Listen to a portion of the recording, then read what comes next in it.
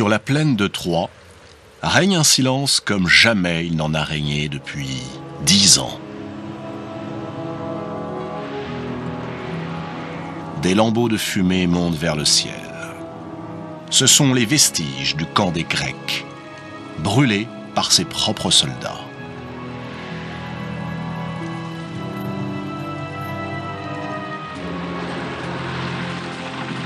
La flotte d'Agamemnon, la plus grande flotte jamais assemblée, a disparu. L'horizon est vide.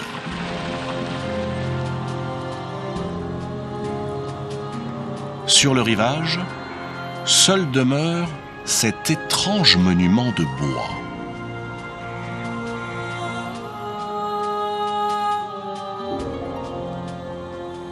Un cheval gigantesque, abandonné.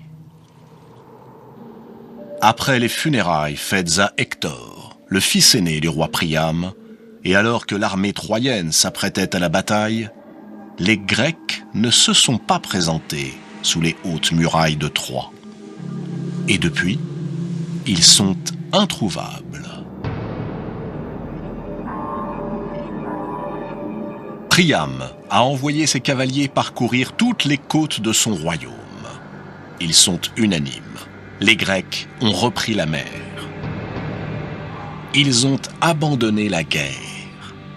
Et là où trônaient les nefs des rois, un cheval de bois d'une taille inouïe, harnaché d'or et de bronze, trône sur la plage.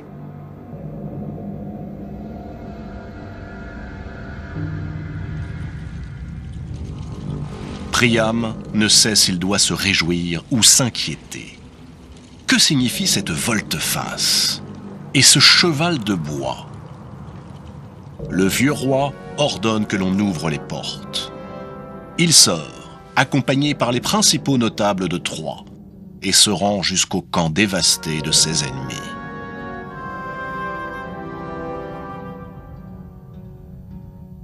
Il reconnaît l'emplacement de la tente d'Achille. À l'endroit où il recueillit la dépouille martyrisée de son fils Hector, se tient maintenant ce cheval.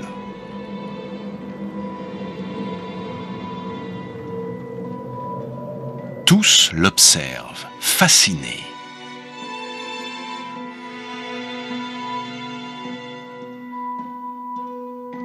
Mais déjà, les questions se bousculent. Que cache cet étrange ouvrage sculpté de bois? Est-ce une ruse des Grecs? Une offrande à quelque divinité protectrice? Cassandre, d'une voix blanche, suggère que l'on y mette le feu sans plus attendre, ou qu'on le jette à la mer. Ce cheval de bois est piégé.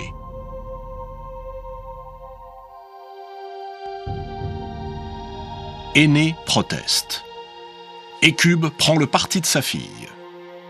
Paris admire l'énormité de ce cheval et voit en lui un présent fait au vainqueur, le peuple de Troie.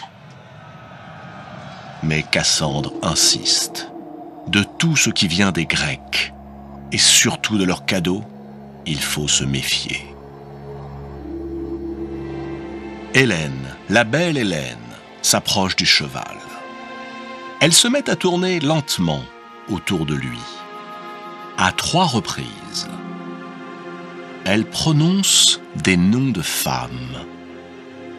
Les noms des épouses des guerriers grecs, séparés des leurs depuis 10 ans. Pénélope, épouse d'Ulysse. Clytemnestre, épouse d'Agamemnon. Égialée, épouse de Diomède. Et toutes celles dont elle eut jadis à connaître le nom, lorsqu'elle était elle-même épouse de Ménélas.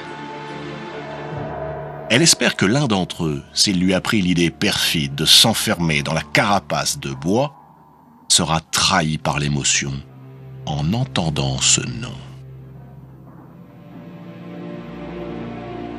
Mais seul le silence répond à la litanie d'Hélène.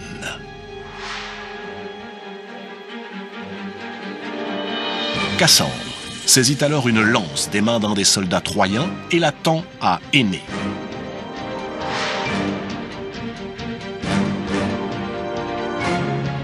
De toutes ses forces, il la précipite sur le cheval de bois. À l'intérieur du cheval, les guerriers grecs s'accrochent aux poutres, impassibles. Ménélas et Achille fixent Ulysse aux ruses nombreuses. C'est lui qui a eu l'idée de cette construction monumentale. Lui qui a imaginé y cacher des dizaines de soldats grecs pour s'introduire subrepticement dans la cité troyenne. Un stratagème ingénieux, mais terriblement risqué. La peur d'être découvert déforme soudain leur visage. Mais un bruit venu de la rive éloigne cette crainte.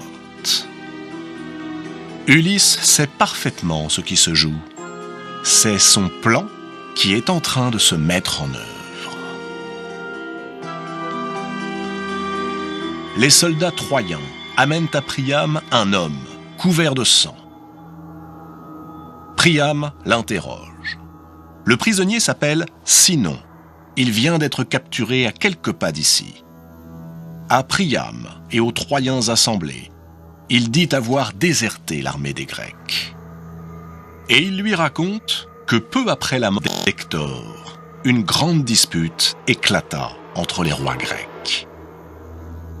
Agamemnon reprocha à Achille d'avoir accordé une trêve à Priam pour que soit inhumé son fils. Achille, s'estimant suffisamment vengé, décida de rentrer chez lui. Privé d'Achille, fléau de Troie, les autres rois décidèrent de renoncer à une longue guerre qui les épuisait et de rentrer chez eux. On fit venir Calchas, le devin, qui indiqua à Ménélas et à son frère Agamemnon, le roi des rois, que Troie ne serait jamais prise et qu'il était temps, après 10 ans d'efforts inutiles, de regagner leur demeure. Calchas leur révéla également que puisqu'ils n'avaient pu aborder au rivage de Troie qu'au prix du sang versé, celui d'Iphigénie, c'est à ce même prix qu'ils obtiendraient d'en repartir. Il leur fallait immoler une vie grecque. Et ce fut lui, Sinon, qu'Ulysse désigna pour être mis à mort. Profitant du chaos du départ, il parvint à s'évader et un autre fut sacrifié.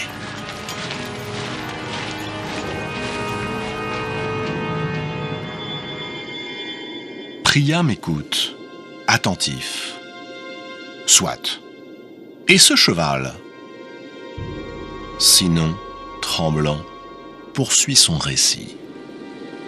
Les vents refusèrent de se lever.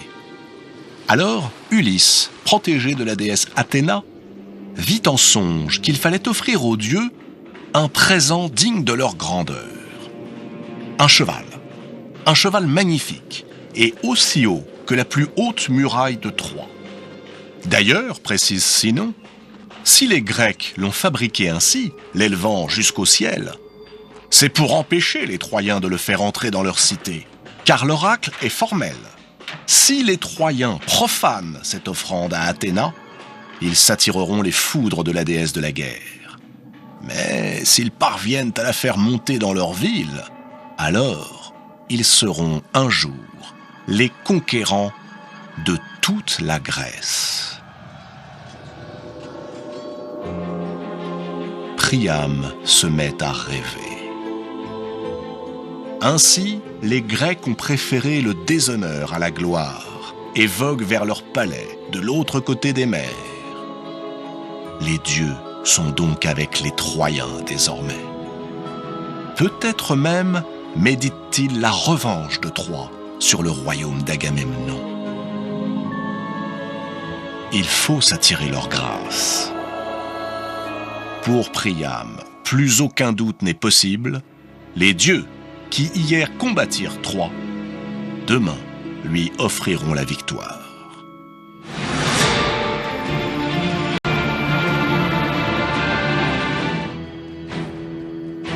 le roi proclame qu'il faut sans plus tarder tirer le cheval jusqu'à la cité, ériger un nouveau temple à Athéna et implorer sa puissance afin de concilier ses faveurs. Et bientôt, d'en finir avec l'arrogance des Grecs. Que l'on fasse entrer le cheval dans Troie.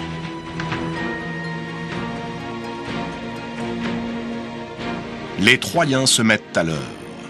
Ils glissent sous les sabots du cheval des roues et des poutres, tendent à son col des cordes d'étoupe.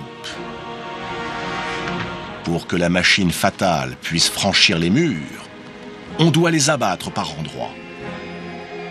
Mais nul danger ne guette les Troyens, puisque les Grecs ont repris la mer.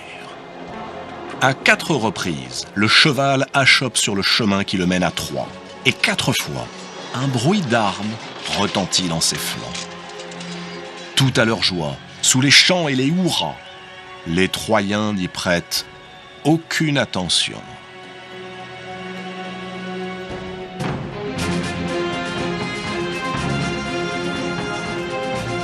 Voici le monstre installé au cœur de la ville. On danse dans les rues.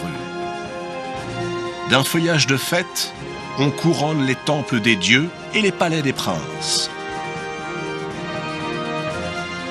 On boit jusqu'à rouler par terre.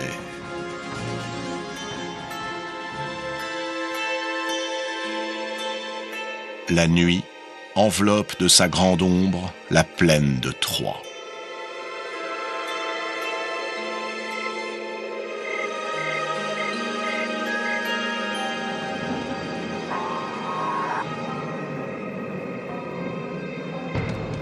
Le sommeil a gagné tous les habitants. Un homme s'approche du cheval. C'est Sinon, le déserteur qu'Ulysse prétendait mettre à mort et que Priam, en son grand cœur, a accueilli parmi les siens. Il escalade l'une des jambes de la machine. Puis, il actionne une planche et dévoile une trappe secrète. En un instant, Ulysse et ses compagnons sont aux portes de la ville.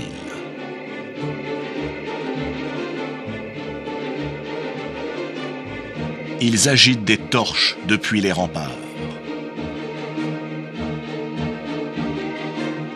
Et si les Troyens avaient maintenu leurs soldats le long des côtes, ils auraient vu, effarés, les nefs d'Agamemnon et de Nestor, d'Ajax et de Diomède, voguer en bon ordre depuis l'île de Ténédos, à travers la complicité muette d'une lune silencieuse.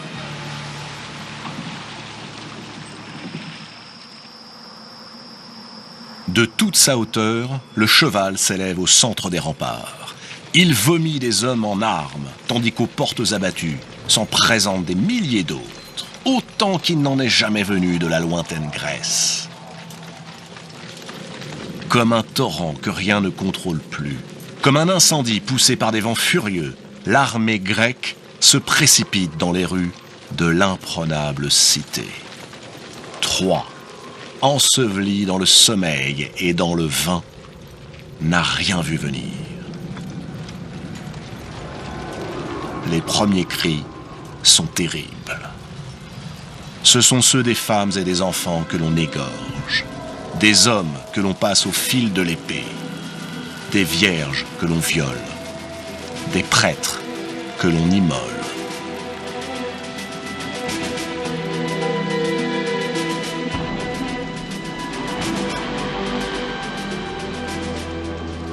Agamemnon l'a juré, pas de quartier pour les fils et les filles de Troie.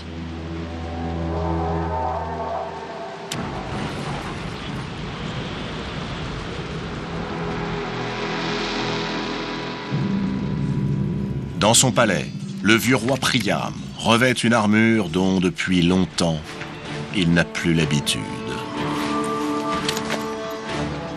Il boucle à sa ceinture une épée inutile et affronte la meute qui envahit ses appartements. En vain. On le désarme, on le saisit par les cheveux, on le traîne dans la cour, puis on lui tranche la gorge au pied même de l'autel de Zeus. Le massacre continue. Impitoyable.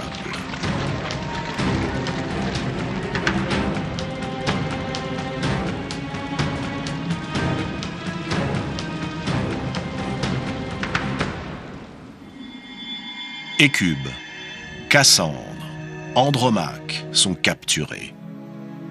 Elles deviendront les esclaves du désir des vainqueurs.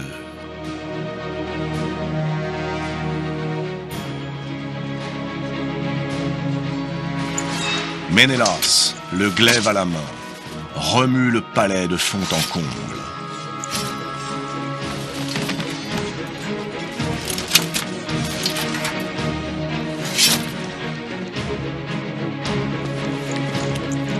Il entre dans la chambre d'Hélène.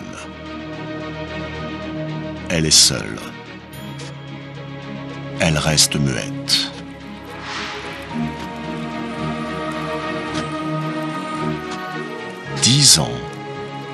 Dix ans se sont écoulés depuis qu'elle a quitté son époux et Sparte. 10 années pendant lesquelles le sang n'a cessé de couler pour elle. L'épouse infidèle ne montre aucune peur. Elle semble presque soulagée. Lentement, la belle Hélène dénude sa poitrine, prête à accueillir la mort. Ménélas lève son épée.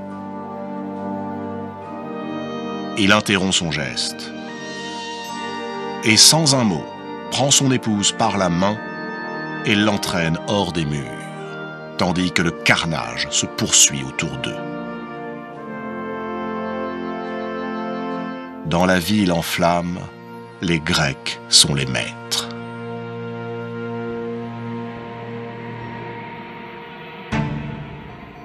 C'est alors qu'Achille, broyeur de guerriers, couvert du sang de ses victimes, pénètre à son tour dans l'enceinte du palais de Priam.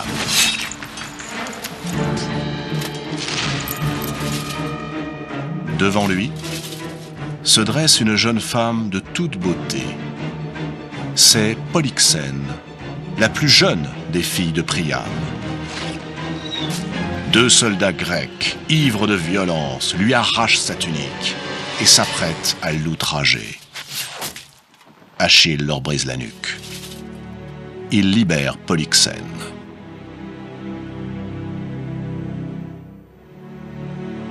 Il la contemple dans toute son éblouissante beauté. Lui revient alors ce rêve qu'il faisait si souvent. Lui, Achille, au bras d'une femme à la beauté semblable à celle de Polyxène, au milieu d'enfants, heureux, chez lui. Et si, au fond, il était fait pour vivre pareille vie, avec cette femme qui le fixe avec admiration, peut-être avec désir.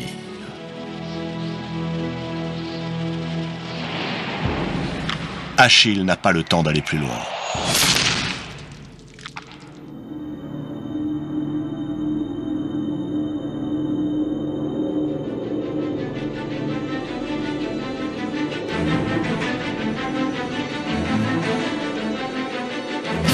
Caché derrière un rempart, Paris, à l'arc recourbé, enrage. Il avait pourtant bien visé, le dos d'Achille, là, juste devant lui. Mais la flèche, au dernier moment, a mystérieusement dévié sa trajectoire. Elle est allée se planter dans le talon d'Achille.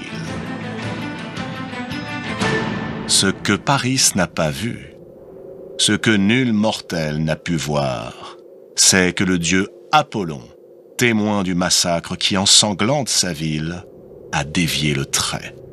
Mais ce n'est pas une simple blessure que Paris, par la grâce d'Apollon, vient d'infliger à Achille. Apollon, seul, connaît le secret du grand guerrier grec.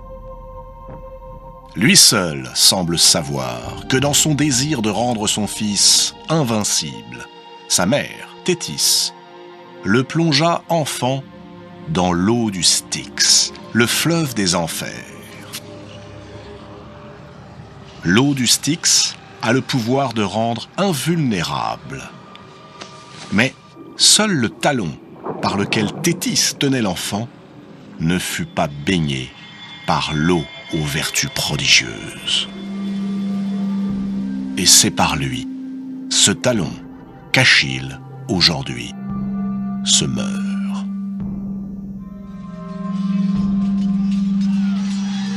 À travers le vacarme qui monte de la ville, les derniers mots qui résonnent en son âme sont ceux de sa mère.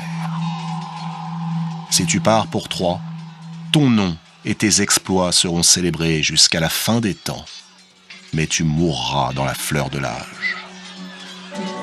Si tu restes chez toi, près des tiens, ta vie sera longue et belle, mais c'en est fini du renom et de la gloire qui traversent les siècles. Un étrange sourire se dessine sur les lèvres d'Achille, et la nuit ténébreuse recouvre ses prunelles.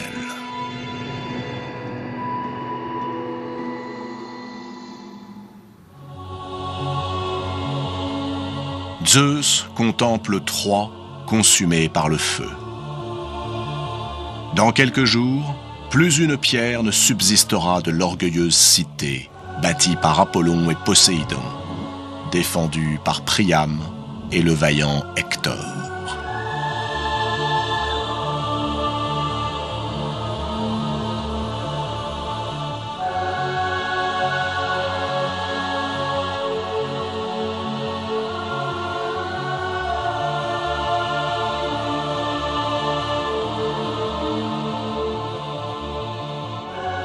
Le cadavre de Paris, criblé de flèches, gît non loin de celui d'Achille.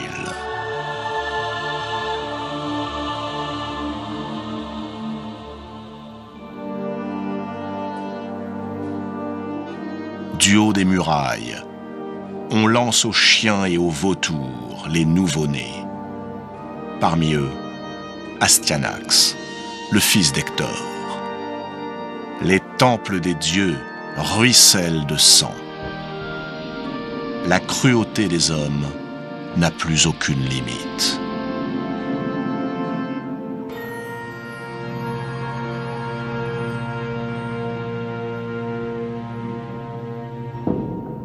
Zeus médite en silence, et jamais il n'a été si inquiet. Dieux et déesses se déchirent. Sur l'Olympe, comme sur la terre, la haine a remplacé la concorde. Les hommes ne respectent plus ni les dieux, ni la piété. Ceux qui restent des Troyens, quelques pauvres hères fuyant la ville, au rang desquels Énée, portant son père sur son dos, renient leur foi. Et les vainqueurs, malgré la mort d'Achille et de tant des leurs, se croient désormais si glorieux qu'ils se prennent pour de nouveaux dieux. Zeus regarde le monde qui sort de cette guerre, et il comprend que les hommes ont voué les dieux à la solitude et à la mort. Il sait que les hommes contribuent à la puissance des dieux en se prosternant devant eux. Que la foi des hommes s'éteigne et les dieux disparaîtront. Car les dieux vivent de cette foi. Ils lui empruntent leur force et leur pouvoir. Une ère nouvelle commence. Qui se souviendra des dieux de l'ancien monde ?